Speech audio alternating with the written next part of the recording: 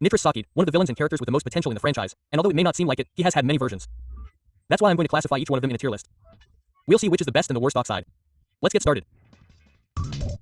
Oxide first appears in Center, where he is the main villain. He arrives on Earth to challenge our protagonists. If he wins, he will take over the Earth to turn it into a parking lot and basically enslave all the inhabitants. If he loses, he leaves. Great deal. He is throughout the adventure having dialogues and waiting to be challenged, having an arrogant personality and being quite intimidating. Basically, there's no game without him. I really like the detail that he cheats in the race by starting early. It's a small detail that adds a lot. His track is also one of the best in the entire game. Obviously, it had to be one of the best since it's the final battle. He is the antagonist of the game. It's a great performance and it's different from being the first final boss who isn't Cortex. It definitely stands out a lot. The only thing it lacked was being playable, but the fact that it wasn't gives it a bit of mysticism. There were rumors that you could unlock it somehow, but they were lies. Life is unfair.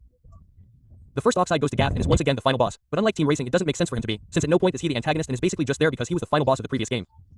At no point is he involved in the story. The final boss would have had to have been Yukauka or one of the villains. And if you chose a villain, Aku and one of the heroes. On top of that, his boss fight is really weak, since it has two phases. The first is a chase in which we can't hurt him, it's just dodging. And the real final fight is a recycled minigame, specifically the one where you have to stop the balls.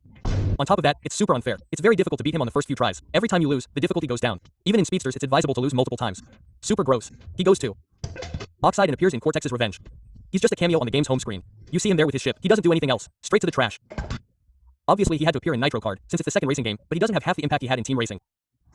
He's not the main villain and is simply a playable character. In the story, he appears at the beginning greeting and nothing more. He has his own team with Sammy Sem, but it's just to fill in because in the story he's inconsequential, being replaced by Velo, since he has the same concept, an alien who challenges Crash and company to races and is to decide the fate of the Earth. It's true that it's innovative that he's a playable character because he wasn't in the previous games, but the character doesn't feel like he did in Team Racing. He doesn't have that intimidating personality, and since he's not the main creature, I don't want to play with him. On top of that, he doesn't have his characteristic ship. They gave him an ugly car. He goes to Hogside and appears in Twins Insanity exactly the same as in Cortex's Revenge, being a cameo. He is present at the birthday party that Cortex throws with all the villains for Crash and then he doesn't appear again. The only thing he does is complicate the chronology, because this means that the spin-offs are canon. Thank you very much, Oxide. Your insanity goes to waste. In Nitro Car 2 for Java, he is once again the main villain. This time he would take over Cortex to turn the Earth into a parking lot. The same plan as in Center. He appears during several missions of the story attacking the environment and obviously Crash. Logically, he's the final boss, but also a playable character, which is quite good. It is a fairly complete version, but it does not reach the level of STR because it is a Java game. They do not have those cinematics nor can they represent the character docide as well, but that is no longer the fault of the developers, it is the fault of the device that the game is on. Beyond images and text, they can't do it. It's still going to be a great version.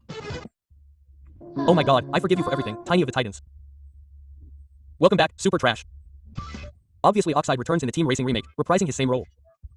He's the main villain and is very involved in the story and they made him a playable character, being able to customize him with different skins and cars, but for some reason I don't find him as intimidating as his original version. I don't know if it's the animations or the design, but I don't find him as much of a villain as in the original Team Racing. It's still a great version, without him there's no game. It also has extra things like being playable and the skins. He goes to GOAT. His participation in It's About Time is very disappointing. The two in Tropy hijack his ship and basically threaten him. After that he runs away like a coward. And we don't see him again, only in the epilogue where they tell us that he became addicted to caffeine and his wife left him. Obviously, he has nothing to do with the two Entropis, but seeing him in a game that is not a spin-off and that is so disappointing is not to my taste at all. That's why he is going to a bad version. At least he has a minor role in the story and is not simply a cameo or the Nitro Car 3D thing, where Ron appeared in both seasons 1 and 4, where he was the protagonist bringing different versions of himself from the multiverse, although they are basically recolors. He was defeated in the same way as all the bosses, by chasing him and throwing explosive fences at him. It's nice that he is the protagonist of the season, but he doesn't really vary that much and he's not really anything special. He goes to Oxide and appears in Team Rumble as an effect on one of the maps where if we activate him, he will chase a player and shoot a laser beam at them. He is not playable and does not have an interesting intervention, he is simply a variant within the scenario. He is quite in the background, he is going to a bad version. And that's how the Nitrous Sakid tier list ends. For me, the best one is the original Crash Team Rising and the worst one is the one from Nitro Car 3D. Let me know in the comments what you think about my tier list and each of the Oxide versions.